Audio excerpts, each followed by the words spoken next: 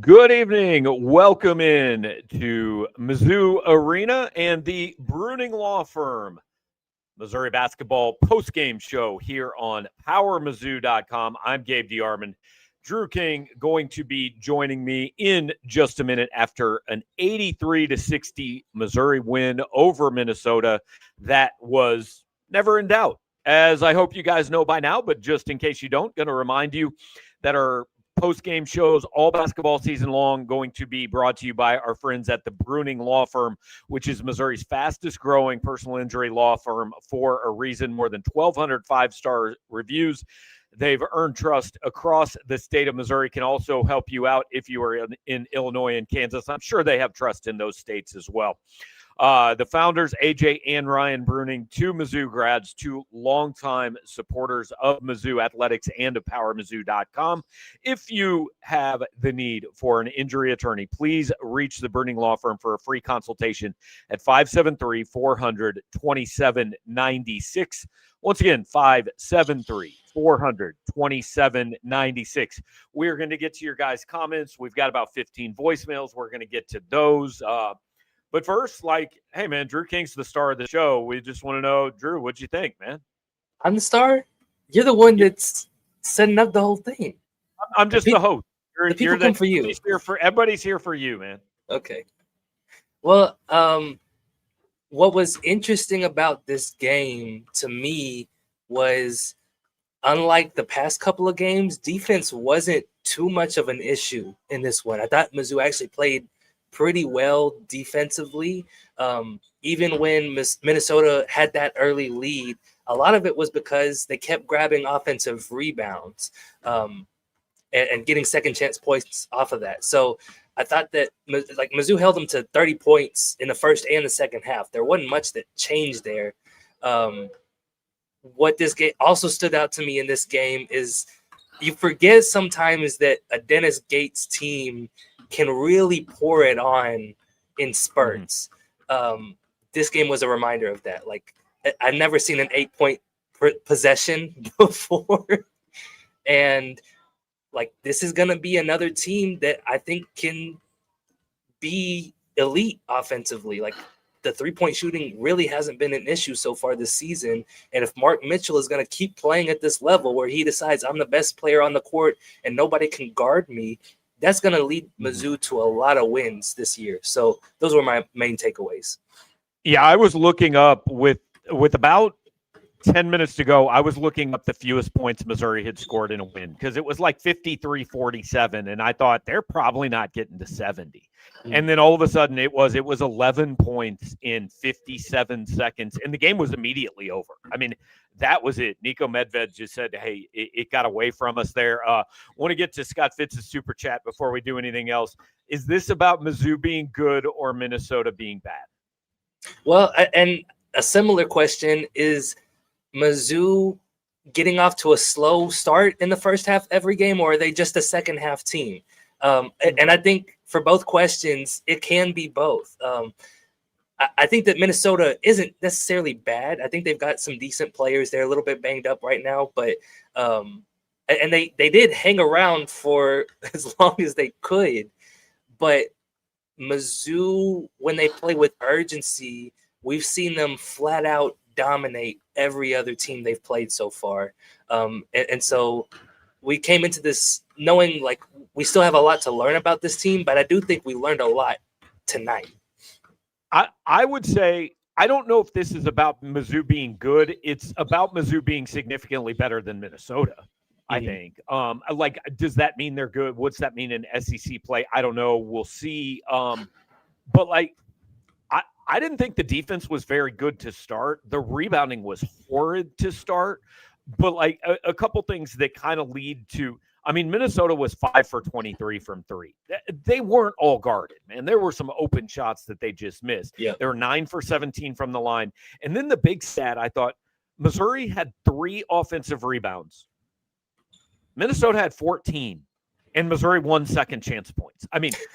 3 offensive rebounds for 9 points. That means every time they got an offensive rebound, they scored 3. So Missouri took full advantage of their opportunity, of its opportunities. But like Dennis Gates said, He said, I don't know if I've ever seen a team with no offensive rebounds for that long. And he said after the game, like, I thought this was Dennis' most interesting post game. Like, he answered questions. He said things. This was his best post game. And he said, look, the rebounding in the defense was bad in the first half. And I wasn't happy. And we got some different guys in there. And he said, and with 13 minutes left, our guys decided they were going to play defense and rebound.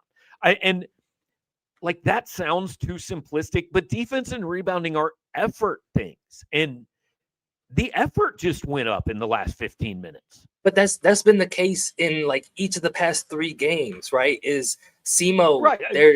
They go up 10-0 and then they take their foot off the gas, right? And then VMI, they're only up 10 at halftime and then beat them by almost 40 in the second half. So, yeah.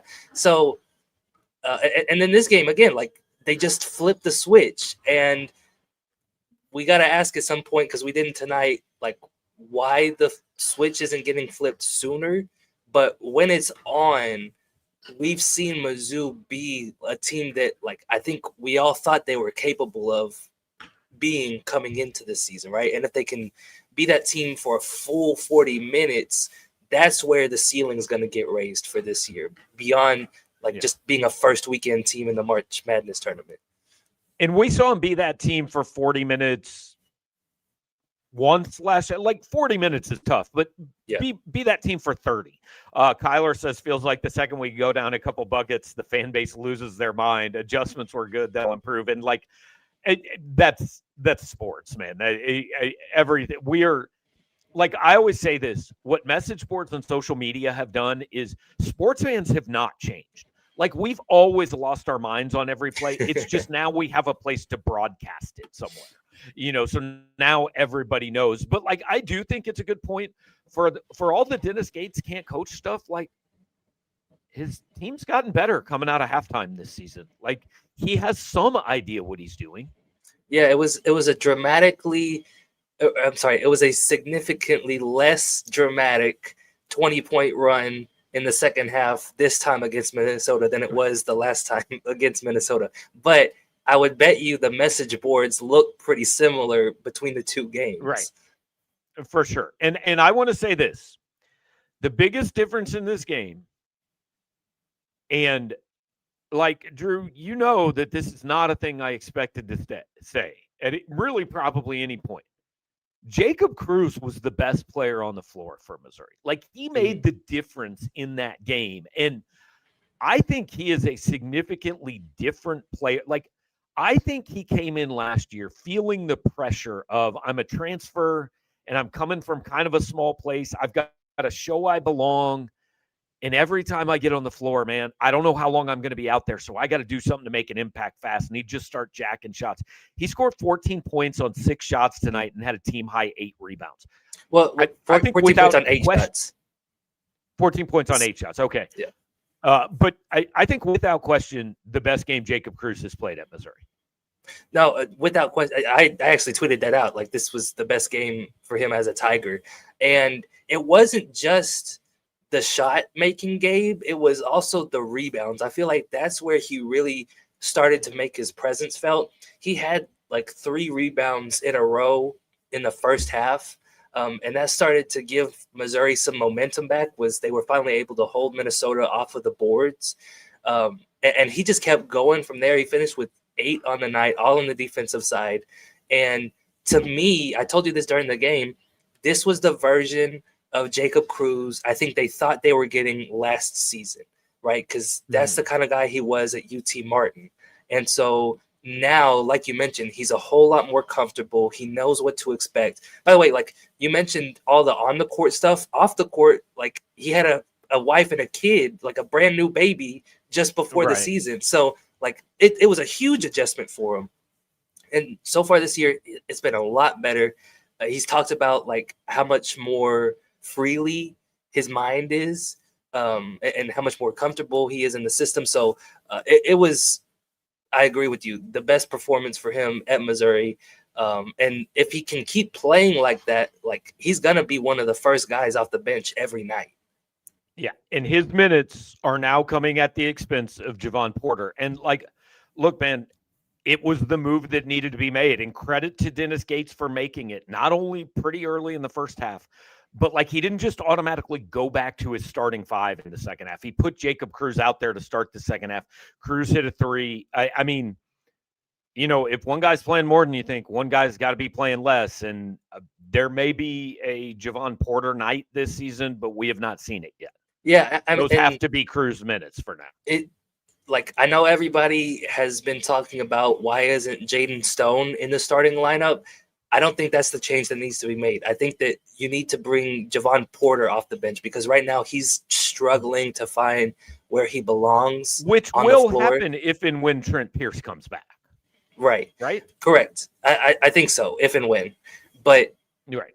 I think I would try to shake things up for Porter in these next couple of games, bring him off the bench, let him see like how the game's unfolding, and then insert himself, try to make a difference when he does get out there. Because right now, like it just hasn't looked pretty through the first 4 games. So like if they want to turn to a Jacob Cruz in the starting lineup or even a Luke Northweather in the starting lineup, like I think that's a valid opinion to have right now. So Malcolm McConnell brings up a point that I hadn't thought about, but I kind of like it. Like, because the 3 guys are out right now, Gates really only can play 9 guys. Mm-hmm. And is that in some way a blessing for a guy who often spends November tinkering? Like, there's not much tinkering. I mean, you know, like somebody texted me at some point in the game, you know, Nicholas Randall, not sure he needs to be out there. And I said, well, Sean Phillips has been really bad tonight. Javon Porter's been really bad tonight. And Luke Northweather has 3 fouls. Like, who are you going to play? You know, so we've spent most Novembers going, oh, my God, I can't keep track of all the guys he's putting in the game. Where now he basically played like 7 guys tonight. It has looked. And guys find their role that way. Yeah, it's looked so much more smooth than I think we're accustomed to, right? Obviously, the SEMO game wasn't great, but the rest of them have been pretty fine, I thought. And like you said, it allows guys to find their roles quicker at least. You're not in and out of the rotation as much. So, yeah, like I think that it's definitely been beneficial to keep a shorter rotation this early on. But I do think at some point, like, you still need to see Trent Pierce and you still need to see Honor Boateng. So I do think for sure when they do get healthy, it's probably going to expand again. And somebody, so the flip side of that, the soccer says, will the injured players returning hinder the fluidity? Like, is there an adjustment period there? And that's why I think it's important to do it in the next 4 games. Like, you play 4 bad teams, you're going to beat. You don't throw them in there at Notre Dame. You don't throw them in there against Kansas. And then it's too late in the season. Like, these guys have to get on the floor in the next week or so. Yeah, this is the last on-ramp before you're going across the desert and there's no gas station to take a bathroom break at. Like, right. You got to Hey, look, the best comp I have for that, making the drive to Manhattan, Kansas, I think maybe they put a couple rest stops in there. But, like, dude, if you get past Topeka and you didn't pee, you're going to be in some trouble, man. You got a minute to go. I used to live in Western South Dakota. There is, honest to God, a sign that says last McDonald's for like 236 miles or something. And it's like, oh my God, man, I better get those McNuggets and dunk them in some Dr. Pepper because I'm not going to get another. Okay. But on a serious note, that's kind of been one of my biggest concerns with Trent Burns, specifically with the surgery that he had, because when they said it's an 8 to 12 week timeline to get back, if it's closer to 12 and you haven't played before you're going up against Notre Dame and Illinois, I don't see a path for him to establish himself and find consistent minutes in the rotation, because you can't risk it against those teams. Those are games of consequence for you. So if it's going to happen, like, it needs to happen in these next couple of weeks here. 100%. You mentioned Mark Mitchell at the top. I thought the best post-game quote came from Nico Medved, the Minnesota coach. And I'm going to make a reference that some of the viewers will understand. You will likely not, because you were not born at this point. But when the Big Eight in the 1980s was dominating college football, everybody was running the option. Nebraska and Oklahoma and Colorado were all running the option. And they lined up, and there was no trickery. You knew what was coming, and they just ran all over you and ran for 400 yards and beat you 63-10. Nico Medved said tonight, Mark Mitchell, like, you know what he's going to do, and you still can't stop it. And I think that's a great thing for, like, he took 2 threes tonight, tripling his season total. The second one indicated probably we should never do that again. But, like, at this point, I feel like Mark has accepted who he is and accepted what he's good at, and he just goes to it. And like you said at one point in the second half, you said, how do you stop that? Like, he makes the spin move down low, and like Medved said, he gets his shoulder into you, and he's almost always getting fouled, and he's usually making the shot. Even when he gets fouled. Like, I think he had 2 or 3 and ones tonight. So, yeah, that's why I voted Mark Mitchell to the All-SEC first team coming into this year, because there isn't a lot of guys anywhere in the country who can stop him when he gets to his spots. The biggest issue for Mark so far has been waiting to get to his spots. Like, I think he prefers to be a little bit more passive just by nature, but when he accepts, like, I have to put on the cape and bully this defense, he's been able to every night. And so, yeah, like, again, when he decides he's the best player on the floor, he usually is. So you like to see that out of him, especially in this type of game against the first high major of the season. Yeah, and career high, I assume, 6 assists. Like, I didn't realize that till I looked up. But, like, Mark, I wrote in my instant reaction, like, we got unengaged, disinterested Mark Mitchell for the first 7.5 minutes of the game. And then the first shot went in, and it was like, oh, my God, there's that guy again. Mm-hmm. I'm not joking. The first set they run every night should be for Mark Mitchell, because I think when Mark sees that first ball go in offensively, it changes the game for him. Because we've seen Mark sometimes he just kind of floats and he doesn't appear super interested and engaged. But when he hits that first shot, sometimes that leads to an avalanche. You know what's funny, Gabe, is the first set every night so far has been for Sean Phillips, actually. And it reminds me, it reminds me of when the Oklahoma City Thunder had James Harden, Kevin Durant, and Russell Westbrook. And their starting big man. Okay, you're really going to have to connect this for me. Okay. Their starting big man was Kendrick Perkins.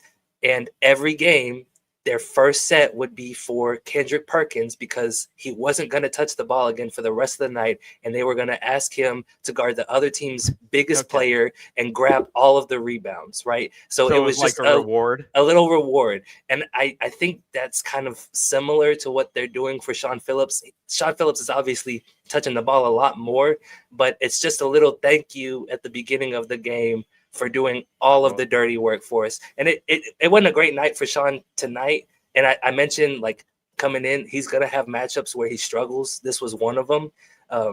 But that's kind of my thought on where the first possessions are going right now. Well, I would give the thank you to Mark Mitchell for being the best player on the team, and because it might lead to him scoring 26 points a game if he gets the ball right off the bat. The most important question from the chat is the Howard Bison still stalking you. Have you seen him since you returned from DC? I haven't, thankfully. I think he's still back at Burr Arena. That would be super scary, honestly, if you had seen him. One other thing that I thought was interesting in postgame, I don't think I've ever heard Dennis Gates say something like this. He said, Mark Mitchell and Ant Robinson have to play 30 minutes for us to be good. Great, man. Commit to it. Would love to see it. Yeah, and he said something similar before the season. He said they have to lead us in minutes for us to be successful this season. Right. But Which the thing we with all Dennis, agree with that. the thing with Dennis is he never plays guys over 30 minutes. And he did tonight with Mark Mitchell. And I thought he made kind of the right call pulling Ant Robinson off the floor. He got into foul trouble, let T.O. Barrett get some run, and I thought T.O. looked pretty good in the limited time he got. So, but yeah, like you said, if you mean that and that they have to play 30-plus minutes, commit to it, right? And it's going to be difficult when everybody's healthy and he's got too many options to throw out there and trying to get everybody. But, yeah, like I 1,000% agree with that. Those two have to be your best players for y'all to get where you want to go this season. So yeah. What I liked about tonight was Missouri made the big run and Ant Robinson wasn't on the floor. Ant wasn't doing anything wrong. He picked up a third foul that should have gotten taken away. He missed some free throws. But like he was playing fine. It wasn't anything he did. He got a third foul and he was due for a break. And what I liked was Missouri started playing well and Dennis just said, cool, ride it. T.O. stay out there. Jaden Stone, stay out there. I'm not messing with this because it's going well. Like, again, whether that's because he doesn't have the options to mess with it and I know this is going to be shocking to the chat here, maybe it's some growth as a coach. Like, maybe guys can get better as they get more years on the job. I don't know. I don't know about you. Drew. I know you and me, day one we started, we were as good as we're ever going to get. We have not improved at all. Day one was our best day on the job. But like maybe a guy can learn some things? Maybe, yes. Okay. I don't want to get too far ahead of ourselves, but yeah, I think that Dennis has done a much better job so far this season of managing the rotations for sure. Yeah. The new frontier brings up something. This looks like a bot account, but I don't know. It's a legitimate question about Missouri basketball. So this is now the second time the offense has looked non-existent with Phillips on the floor. At what point does that become concerning? I mean, we talked about it after the SEMO game. It's something to watch, man. Like, because those first 7.5 minutes when Mitchell wasn't doing anything, who was in the game for most of them? And I'm not blaming Sean Phillips for that. Like, Mark has to figure out how to play with him, but it's something to watch, I think. Yeah, absolutely. Like you said, we talked about it after the SEMO game. To have a big man that clogs up the paint does make it more difficult for both guys to score. And Sean Phillips has typically been the one who has taken more advantage and has done a better job of finishing inside when it looks like that. So, yeah, they've got more games to figure out how to coexist, but it hasn't looked pretty so far by any means. Yeah, sorry, I was laughing in the middle of your answer, not at anything you said, but Breakfast King of Loyola says, wait, did Gabe just say he dunks chicken McNuggets in Dr. Pepper?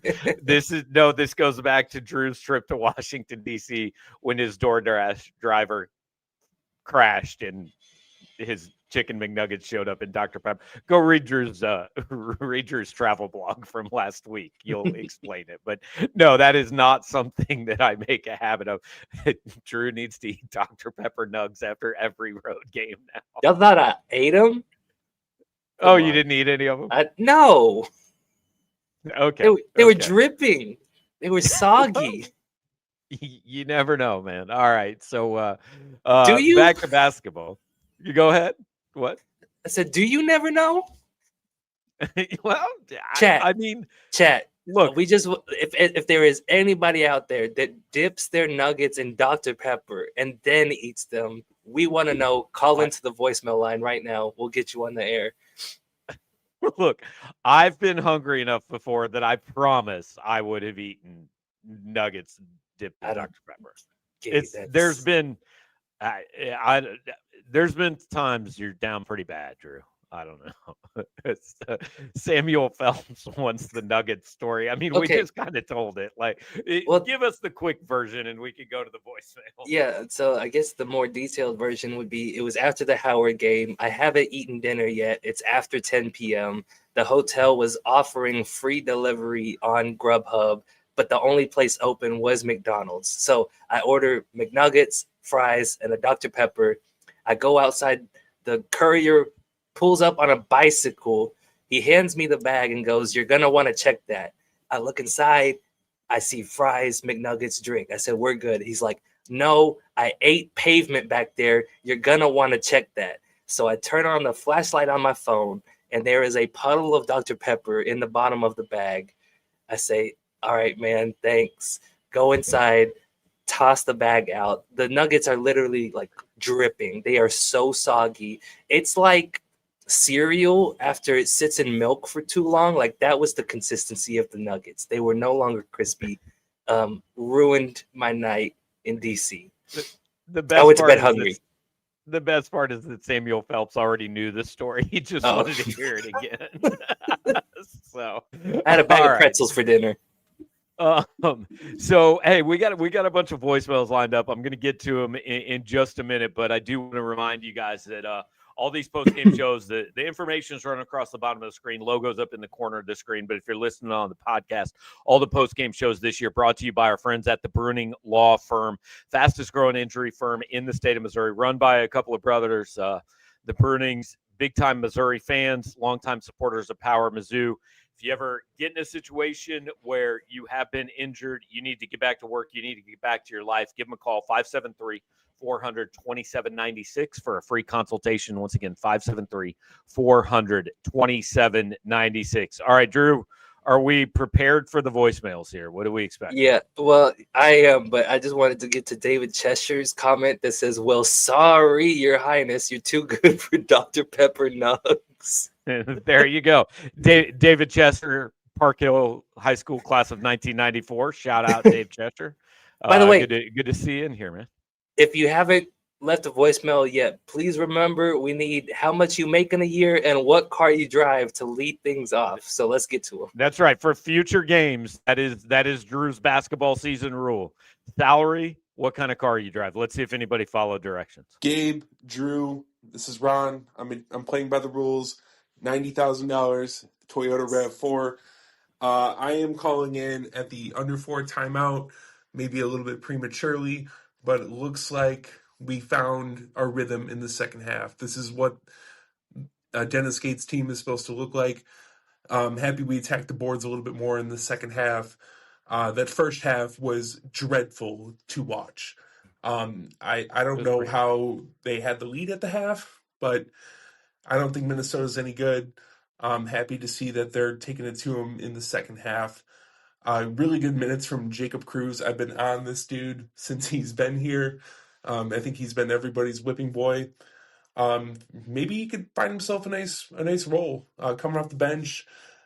He's getting after it. He plays with a lot of intensity. I like what I'm seeing from him. Mark Mitchell, go to the rim every single time. You're going to get fouled. You're going to get an and one. Nice soft touch as always.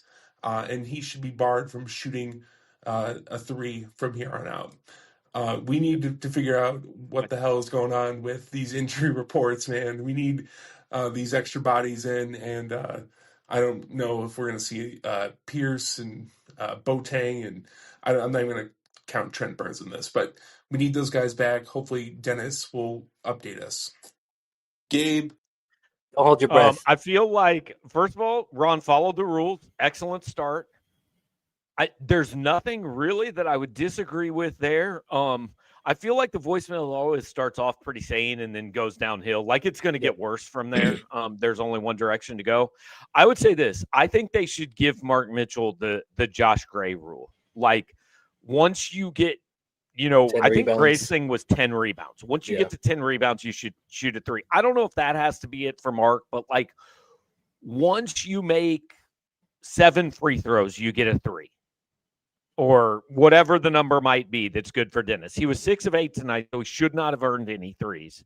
Mm-hmm. He was 0 for 2. And again, the second one, not great, man. Yeah, he really should have been 6 for 8 from the field instead of 6 for 11. Yeah.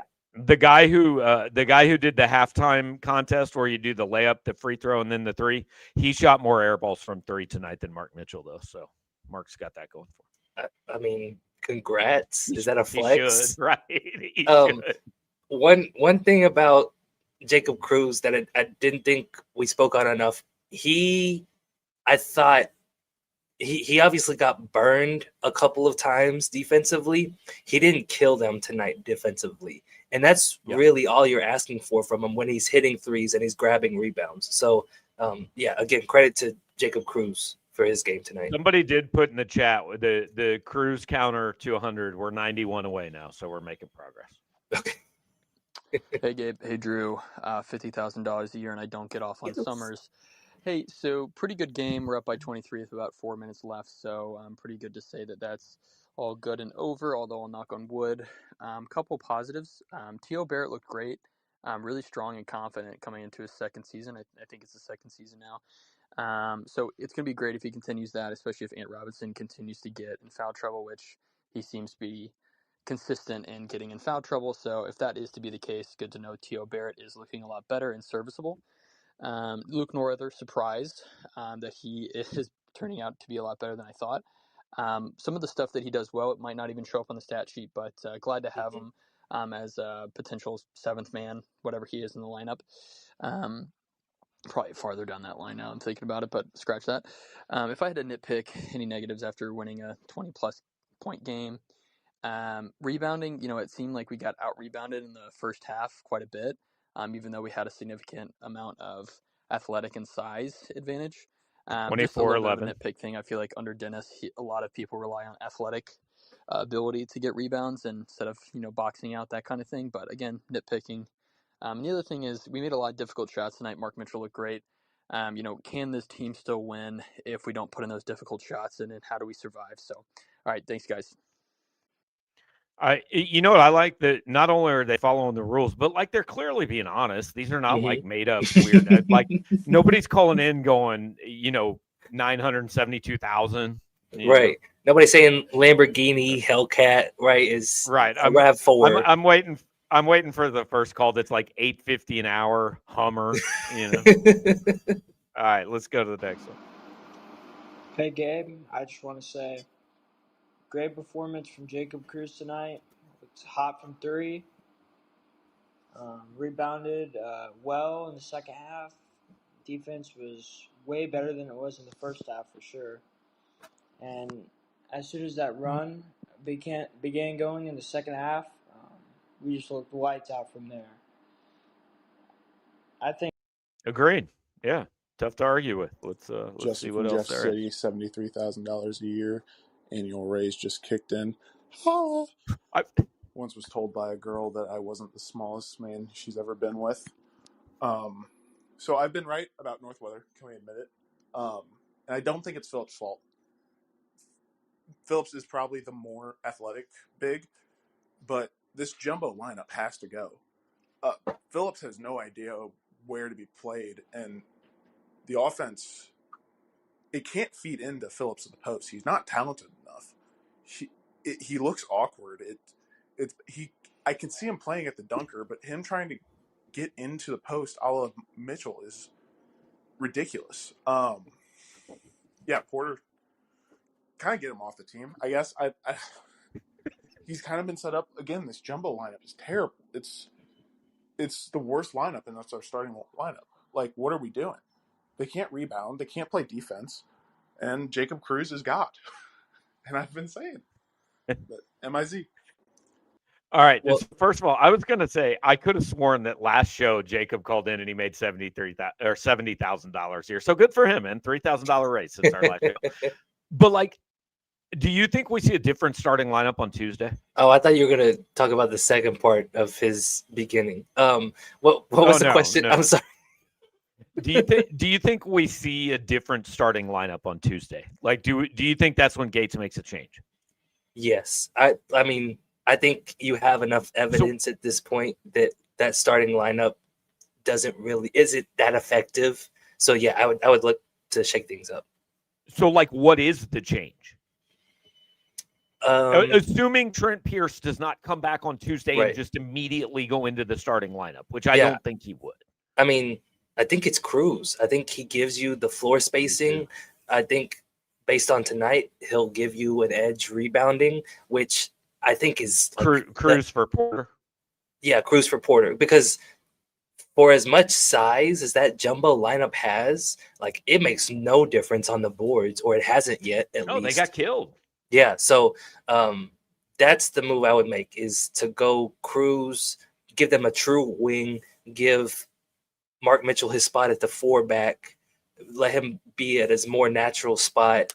I think it opens up things a little bit more for everybody. It gives them more creation offensively, and then like Porter and Northweather, like that's still a pretty good duo to play at the forward spots when you go to the bench, right? Like, I don't want to throw in the towel on Porter yet by any means. Like, it's still pretty early in the season. Right.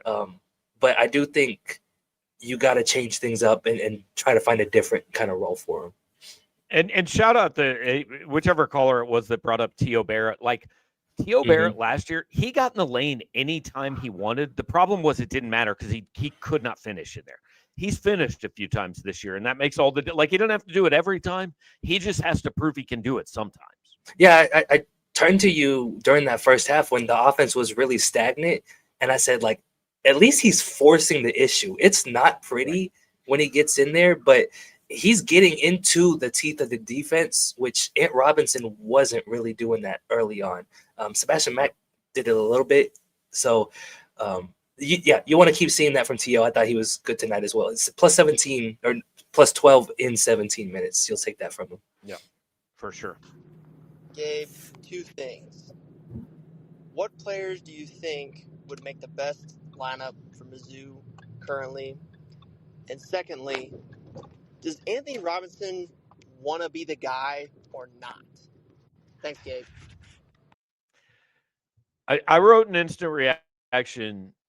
I think Dennis Gates should tell Ant Robinson, if you don't take 10 shots tonight, you don't get to start the next game. Like, he shoots the ball too well to not shoot the ball as much as, he needs to shoot the ball more. 1,000%. He had those 2 threes tonight, and I just thought, like, why doesn't he do that every time? It is so pretty to watch. It doesn't hit anything but net every time. I think he does take 10 shots. A lot of them end up being free throws, but he has to be. He's getting it from everybody right now. Like, Dennis Gates has told him he wants him to shoot more. His parents have told him they want him to shoot more. I think all of the fans have told him. Would it help if I told him to shoot more, do you think? Maybe so. Okay, but I'll mention that. But maybe some kind of incentive where, like, yeah, if you're not taking 10 threes, and this was a problem with, okay, it wasn't really a problem, but Dennis Gates always said it was a problem with Nick Honor. He was like, Nick Honor is too unselfish. No, it was a problem with Tamar Bates is who it was a problem with. Him too. So yeah, like, it's a fair question. Does Ant Robinson want to be the guy? We've seen it in one game so far. He's got to be better. All right, best 5. Like you mentioned something. Is their best 5 right now Ant, Mack, Stone, Cruz, and Mitchell? Like, I know it's small. It's small, but and I don't even know that they played that lineup tonight. But I don't know either. But like, those are the 5 guys players right now who are playing right now. Yeah, and if I mean, Phillips has had some good games against the lower level teams. He wasn't good tonight, and so I could understand people wanting to throw Northweather ahead of him and saying, like, that's your best 5. So, but yeah, I think that's what we're looking at, because, like, those guys have been on for the most part. And Sebastian Mack hadn't been terrific. He was really good tonight, I thought. I mean, like Gates said after the game, God knows where we're at if he doesn't do what he did. He was the only guy to score in the first 8 minutes and 53 seconds of the game. Yeah. For Missouri, anyway. Minnesota had some guys score then. Hey, Gabe. Seasonal stalker, Home Depot, $17.50 an hour, 1972 Pinto. Just want to get your opinion on Javon Porter's lack of production. Thanks. Yeah, I mean, I feel I don't want to pile on the kid, but I feel like we've talked about it. Like he's going to lose minutes until he proves he can do better than he's done so far. Yeah, and again, I think that if they took him out of the lineup next to Sean Phillips and Mark Mitchell, we might see a different version of him. It's just a clunky fit the way they have him playing right now. Yep. Hey, Gabe and Drew. Hope you guys are having a good night. My one question and only questions for Drew King. Why is Kirby Moore still employed? MIZ. Good. I was going to say, I'm impressed you're attempting to answer it. I wouldn't. No, I have nothing. I'm sorry, y'all. You got Sorry to nothing. disappoint. Right. Hey, Gabe. Old Jay here. Mizzou started slow, but they got the win. Good to see them pull away. That was fun to watch. Real quick question. Are we ever going to have a fully healthy team this year?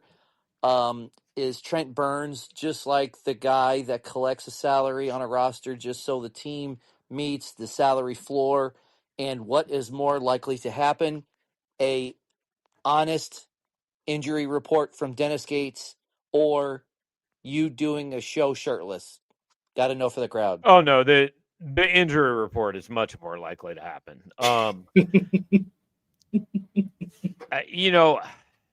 At this point, I don't know. It is what it is. Like I like I told you tonight. I'm past. It doesn't make me angry. I just I want to understand what the advantage is of him having to answer this question again every day. Like if he just said, "Hey man, Burns is going to be at least 3 weeks." Cool. We won't ask about him for 3 weeks. Like there's no point. Yeah, I don't think anybody's really asked about Trent Burns recently, but we have zero idea what's going on with Trent Pierce and Honor Boateng right now. That's the issue. Lower body injury. Is that not enough for you? Well, it would help if, he said, I don't see a reason Trent Pierce shouldn't be playing in the season opener. Right. And here we are a week and a half, or I guess 3 weeks later. But I'm not going to let him practice. Yeah. So, it's exasperating trying to figure out what's going on. But look, I've been hard on Dennis. I legitimately did think tonight was his best post game. We got some stuff. We've got full video of it. Drew's going to write. I'm going to write some after this. So, I don't want to belabor a point we've made 1,500 times. It is what it is at this point. I've said what I need to say about it, and that's how it's going to be. Yeah. Hey guys, I appreciate all that you guys do. I'm wondering what you think the ceiling and the floor is for this team, because obviously that was a tale of two halves, and that first half was absolutely brutal. Second half we looked like world beaters. So yeah. What do you think the ceiling and the floor is for this roster? Well, I've been pretty consistent about thinking this is a high floor team. I think it'll be a bit surprising if they don't finish in the top half of the SEC at least. That's where they were voted in the preseason poll too. So I still feel that way. There's going to be some nights where they get off to a start like they had tonight, and they're not going to be able to catch back up in the second half. But I think tonight showed what the ceiling can be, where they are just off to the races and can't be stopped. And if they can play like that for longer stretches and more consistently, then we're talking about a team that can get into the top 4 of the SEC this season, I think. But it remains to be seen that they can do that night to night. Yeah, I agree with the ceiling. I think the ceiling, this team theoretically could finish top 4. I disagree with your floor. I think the floor of this team is the NIT. And the reason I think that is there are some teams in that they're going to play where you can play well and still get beat. Like Kansas is you could play well in that game and lose. Illinois is a top 10 team. You could play well in that game and lose. Alabama, Florida, Kentucky, these teams are capable of you having a good night and still getting beat. What this team has to avoid is in some of the games it should win, like Mark Mitchell gets in foul trouble or isn't aggressive and the three's not falling. So, like, the way you hit that floor is, Mississippi State here needs to be a win, or, those games against kind of what is perceived to be the bottom half of this league, like, you can't have bad nights on those nights. Like, you'd almost rather have your bad night, in the bragging rights game. in bragging rights or on the road against one of the best teams in the league. Because, okay, if you have a bad night, like, you might lose by 25, but even if you have a good night, that team's capable of beating you. Whereas, there are games on the schedule, and I don't know the schedule exactly, and we'll find out who's good and who's not. But, like, you don't want to have a bad night against a team that you should beat, because if you end up with 2 or 3 of those, then all of a sudden the margin between getting in and not getting in can be pretty small. Yeah, so, like, they start the year with Florida, the SEC season, with Florida, Kentucky, Ole Miss, and Auburn. Like, those are all toss-up games. Like, you can play I think that's being generous. Well, yeah. You can play well and be 0-4 in the league. And where that hurt Mizzou 2 seasons ago was that it spiraled after they took their first couple of losses, because they were pretty competitive against South Carolina that first game. This is not like 0-19 is not in the picture here. No, but my point is, after those first 4 this year, they've got LSU and Georgia. Like, those are must-win games for them. Those and LSU is on the road as well. So, like, Arkansas started the season 0-5 last year, and then bounced back. Mizzou would have to do something pretty similar. Otherwise, like you said, it probably is an NIT kind of team. Yep. Gabe, Drew, this is Braden from Kansas City. Mizzou has 4 guards that I trust and 0 centers. Do you agree?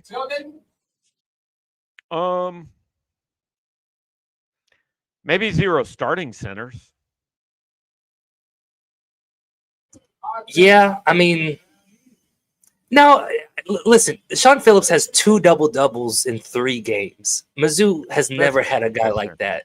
It wasn't his night tonight. I'm not writing him off yet. Like, I agree. Yeah. To have a big guy that athletic, he's going to have more good nights.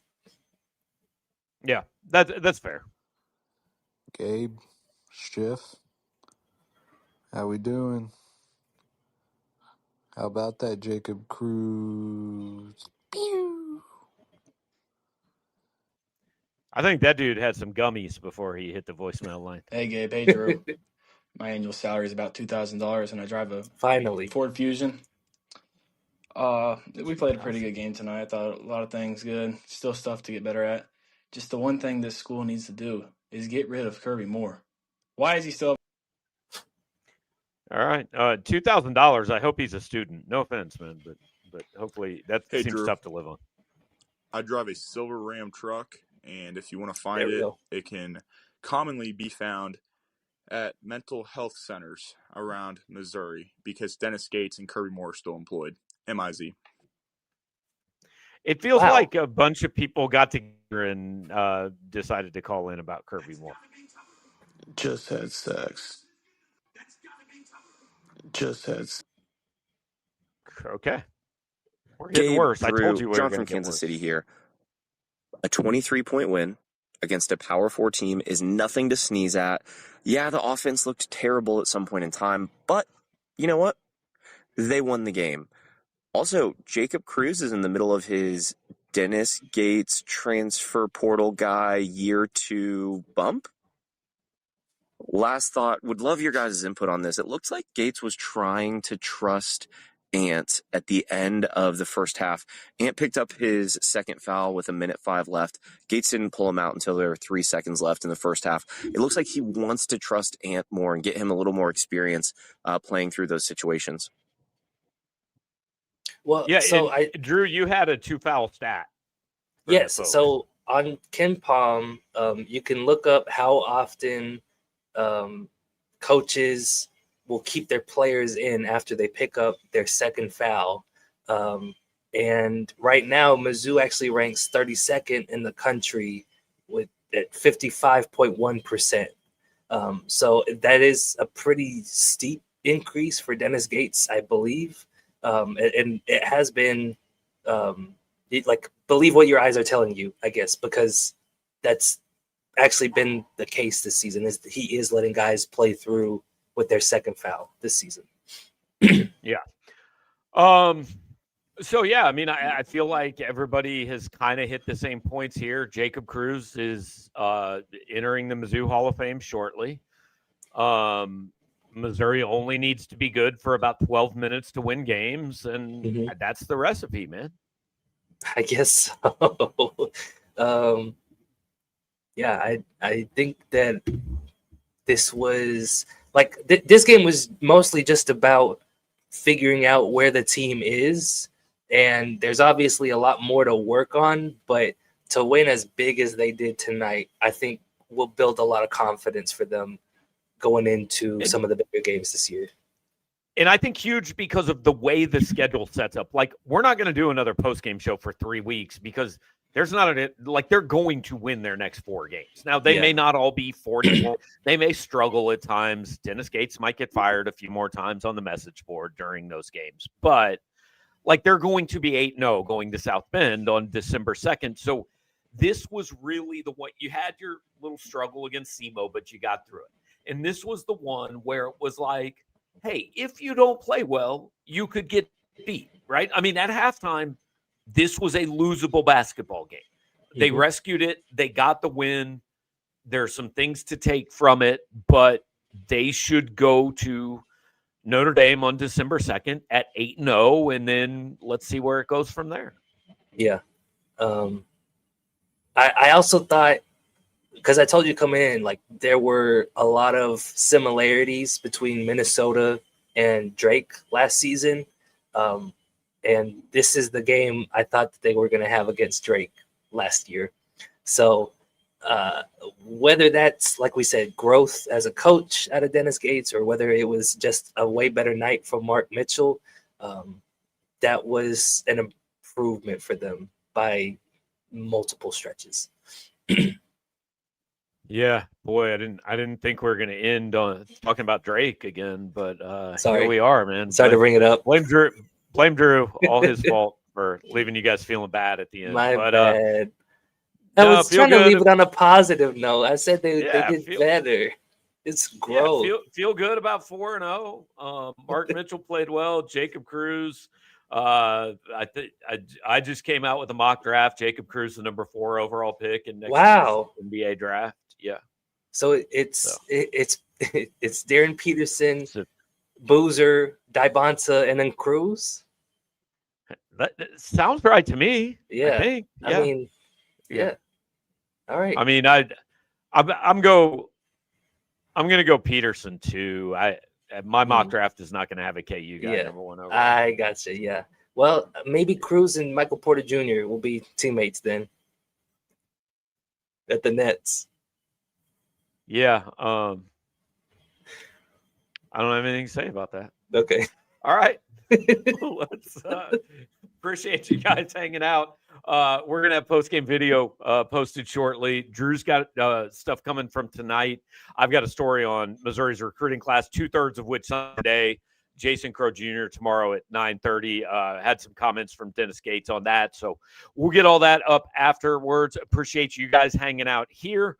Like, comment, share, and subscribe. Join us over on the message board. Go back and read through the game thread. One of the funnest things to do is go back and read through the game thread and try to figure out how many points Missouri lost by, because you would not guess tonight that they lost by -23. So go read that. It's enjoyable. Thanks to our friends at the Bruning Law Firm. As always, if you need a free consultation, if you're in the market for an injury lawyer, we hope you're not, but if you are, go to Mizzou guys, go to people that help out, that support Power Mizzou. The Bruning Law Firm, fastest growing injury law firm in Missouri, 573-400-2796 for a consultation. Appreciate you guys being here. See you next time. Yeah, and I'm sorry for bringing up Drake.